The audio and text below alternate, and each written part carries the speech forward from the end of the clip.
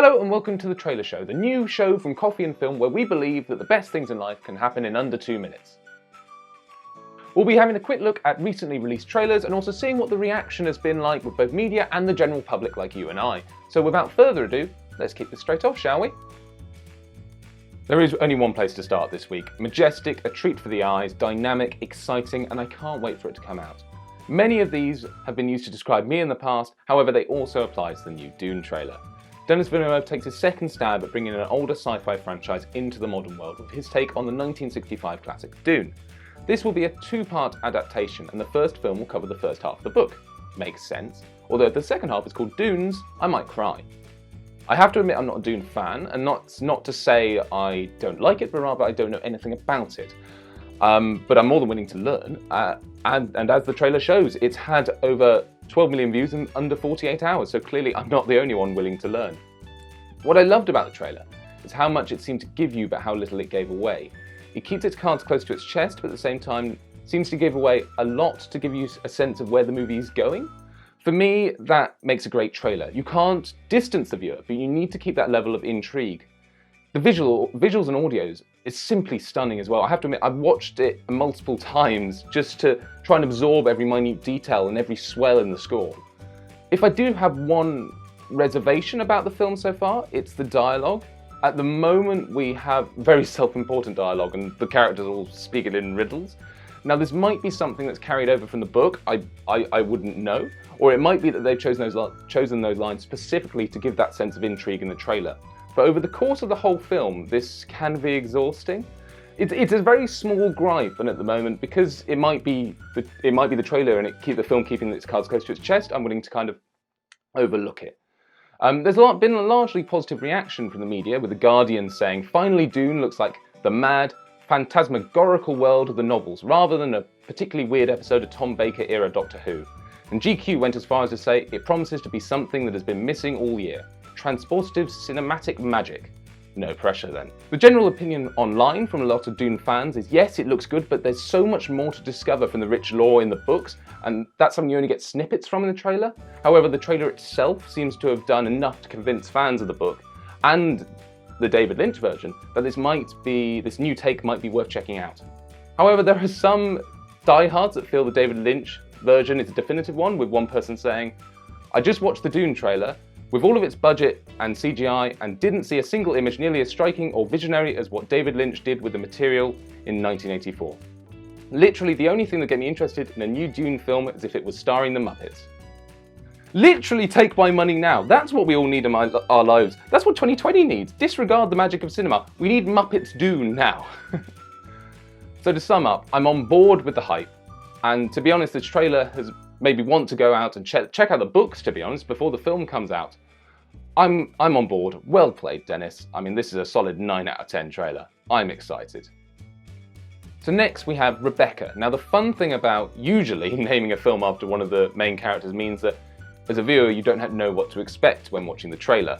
It pains me to say this, but I think I'm one of the few people on planet Earth that doesn't know what happens in Rebecca.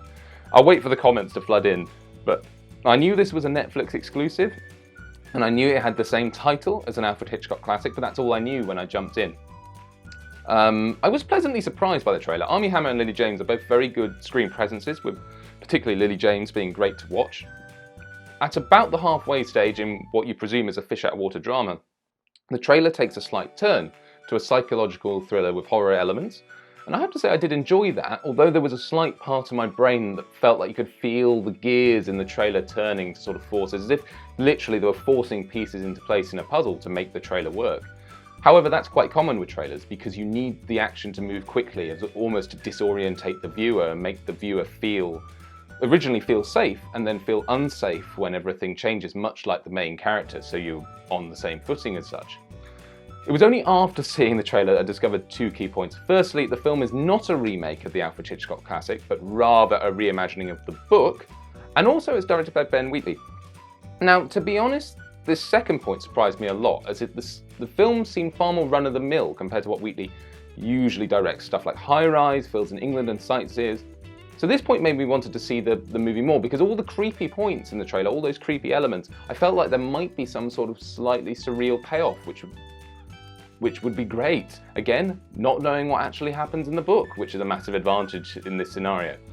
The media's response to this has been mixed, with many pointing out the irony of the film's main premise of not being able to live up to your predecessor, and the predecessor to Rebecca won the Oscar for Best Picture. Awkward that.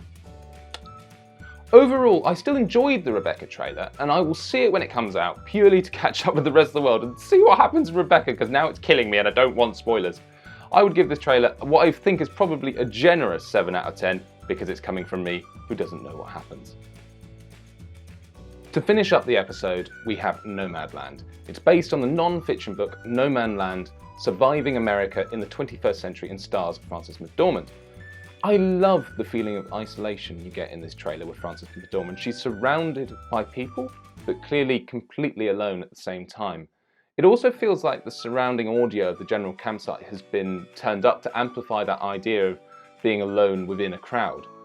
It looked visually fantastic as well, because the sunlight's bouncing around the screen as it peeked through every so often.